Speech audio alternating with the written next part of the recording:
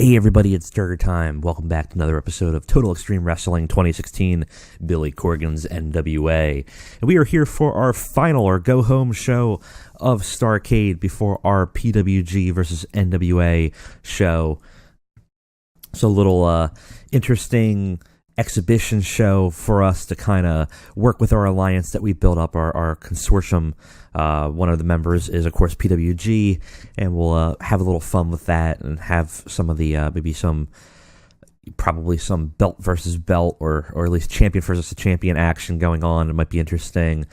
You see already I have a few people on one-time contracts, and I'm grabbing a couple more people in the following week. But yeah, that should be fun. But we have one more show to do, and that is going to lead into our PWG show. So let's go ahead and take a look, see what we got. All right, let's see here. So 1,600, about almost 1,700 fans coming to us in the Midwest. We've been doing the Midwest a lot. Do we want to jump to a different area? No. So that is our main area, right? Pretty sure. I think so. Yeah. New Sports and Entertainment Regional Midwest is our main location. So we want to keep on hammering on that. We're booked for Columbus Junction, which has 1,500 people. So that'll max out. I think that's good though. So we'll do that. Columbus Junction should be fine. We're doing Hulu. Yep, that looks good. So we got a recent injury. Juice Robinson is hurt, apparently, which is no good.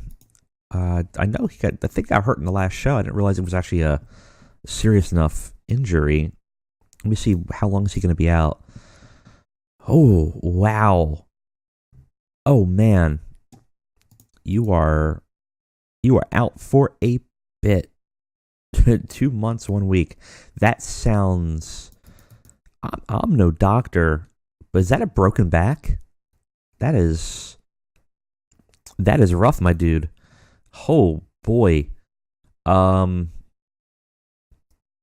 yeah, hold any plans we had with Juice here, cause holy crap, that is a bad injury. He's annoyed too. Yeah. Hey, you have a bonus. Man, you got hurt.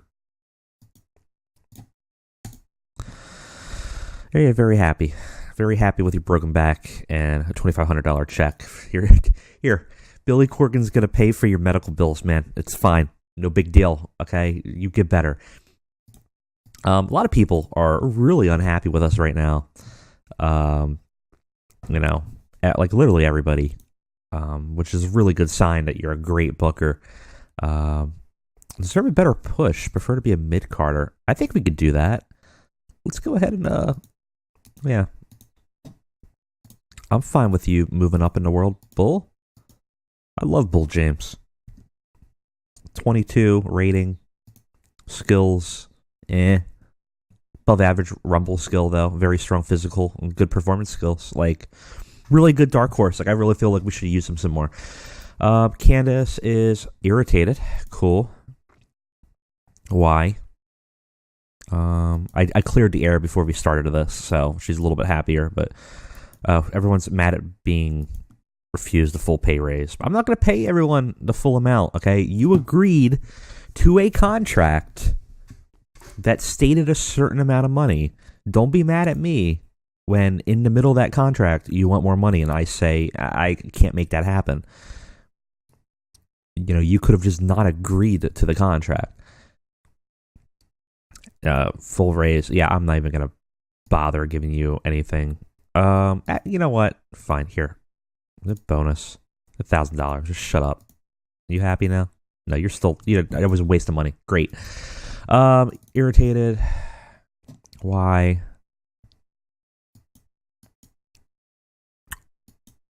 I don't know. You're just always irritated, apparently. Cody's normal. Annoyed.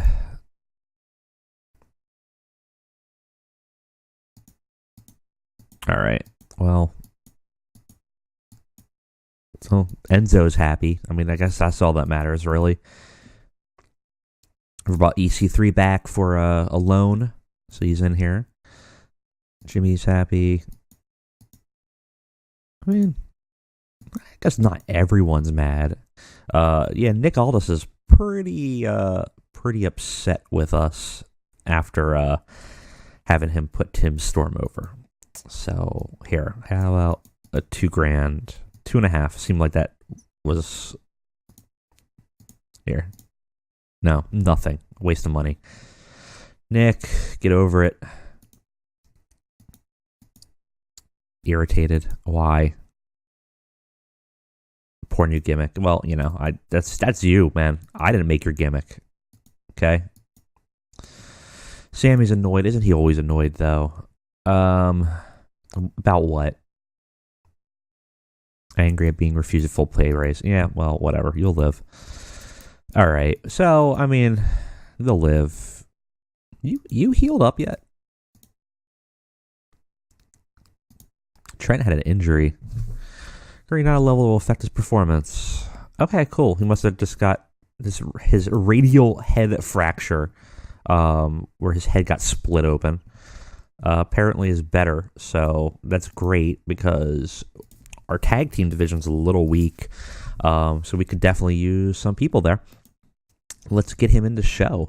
All right, so that doesn't look that bad. Let's go ahead and book the show, and we'll see where we're at. All right, and we are back. Let's go ahead and run our go-home show of Starrcade before our PWG versus NWA Supercard. So, we start off very excited with a quick little tag team match. We haven't had a lot of tag teams. We need maybe some more tag teams in our show. But it's really great to have the Best Friends back. Trent Beretta's back from injury. Apparently, it's got a decent reaction from the crowd, but subpar wrestling. They defeat the Crew in 7 minutes. Trent Beretta takes the win with a pinfall. Give him a little bit of momentum coming back, a little bit of a pop for his performance there because he's been out sideline for about almost 2 months. So it's nice to have him back. They did about what we would expect, 42, 48 from both of them. And obviously the Crew is a little bit weaker. But, that's fine. They're all different levels. Cholo is working on his technical skills, and that's good. So that's good. I mean, the D for start of the show for these guys, I think, not bad. So we start with an angle. I did steal this from a commenter. So awesome work, guys. I do take this stuff because, I feel like it's a community effort. I really appreciate the responses that I get in the comment section for ideas and suggestions, and I will use them from time to time, especially ones I think sound awesome. So someone suggested it. I can't remember their name. I will get it in the post, though, and I'll put it up on screen. But thanks for the shout-out on this, for this cool idea. So Tyler Bate comes down to the ring. He takes the microphone, starts talking to the crowd, talking about his open challenge. He's been here every week, issuing an open challenge for the junior heavyweight title, and he will take all comers to prove that he is the best representative of the junior heavyweight division in the NWA. And out comes Enzo Amore, our world heavyweight champion. They have a big argument back and forth. Enzo's like, "Oh, you think your belt's something? My belt's bigger." Blah blah blah. He's doing his whole thing. He's got the sauce, whatever. They go back and forth before agreeing to fight each other for a singles match later, with Tyler Bates' belt on the line. Crowd liked it. Not bad. C+. Cool. I didn't think Tyler Bates was good enough of a speaker, but cool. And then we move on. No, we're not going to pre-book. No. And then we move on to, in the middle of that back and forth, after they agree, Billy Corgan comes out. I was like, whoa, no. You can't just have one NWA belt on the line. Enzo, if you want to challenge Tyler Bate, then you need to put your gold on the line too. So tonight in the main event, it's Tyler Bate and Enzo Amore. Champion versus champion, title versus title. Winner take all. And Enzo's obviously a little miffed about that because he kind of wanted to just come out to try to rustle Tyler Bates' feathers. He didn't want to actually risk anything. He's visibly upset, and Tyler Bates, in a typical face fashion, very happy with that decision. We have a tag match that didn't do great. Colt Josephus defeats the Jersey Boys, the Guido brothers themselves, who are aligned with Enzo, in 6 minutes and 33 seconds, when Josephus Brody takes the win with a submission. Sami Callihan is just really working it, and everyone else is kind of falling aside there. Did anyone improve? Josephus improved his rumble skills and performance skills, and Rex improved his performance skills. That's good. I mean, you know what? Considering how low Mike Verna and Rex are, I think D, it's not bad. Josephus is still kind of a weak link here, but not that bad. I did boost his stats up a little bit, but I don't want to go carried away, just because I don't have a familiarity with his performance style as well as some other performers that have wrestled at NWA. So if someone has a good suggestion on what stats to boost him up on, let me know. Let me know what you think he needs to be in, because I was hoping to just build him up, but clearly that's going to take too long, and he's definitely statted in a way that is a little bit weaker than he is in real life. I don't normally like to boost stats, but I think in this case we're just going to make an exception and do it for him. So I boosted him up a little bit in some areas that, I moved his microphone skills, his charisma and menace up a little bit more, especially compared to how we're doing it, and his series of videos that he's done and his vignettes. He's clearly charismatic. I think I boosted up some of his brawling skills, but I don't know how he is in terms of a technical wrestler, mat wrestler. So if you guys have got any suggestions in the comments, please share them with me so I can kind of get him as more accurate in the database, so we can kind of use him a little bit more accurately for the NWA. So we have a post-match here, where basically after the match ends and the Jersey Boys are on the ground, Josephus grabs a microphone and, starts spouting his cult nonsense again, talking about, they're the glory, they're the light, they're the true soul and essence of the NWA, the machinations of the true divine are the things that run the NWA, and they are the executors of that divinity. And they're going to prove their worth, because at the PWG NWA Super Show, they are calling out the tag team champions of Pro Wrestling Guerrilla. They are calling out, who are they? No. They are calling out Brian Cage and Mike Elgis to call for a match, title versus title. They're calling them out for a match, an exhibition match, to prove who is the better tag team champions. And so we get a little bit of idea that there's going to be a little bit of booking there. So, tag team champion versus tag team champion, not bad. Got the crowd hotter, which is cool. And no improvements, but that's not bad. 44. So we got another promo. This time Nick Aldis comes out to the ring. So this time Nick Aldis comes out to the ring here. He grabs a microphone. He looks angry. He says, "A petulant child in the NWA has once again stuck his nose in business that is not his.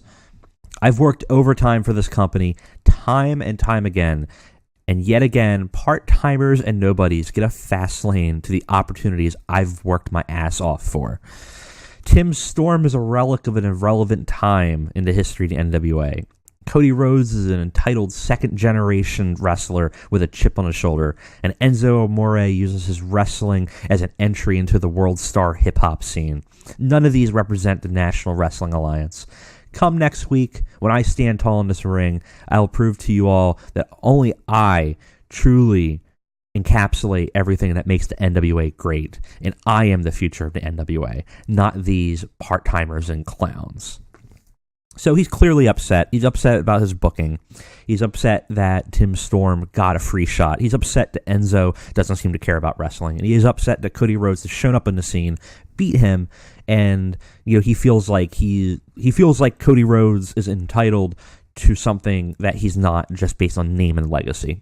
So Nick is getting really mad, really upset, which is kind of interesting. Future NWA advanced with the storyline, and no improvements. D+, not bad. We move on to our main event.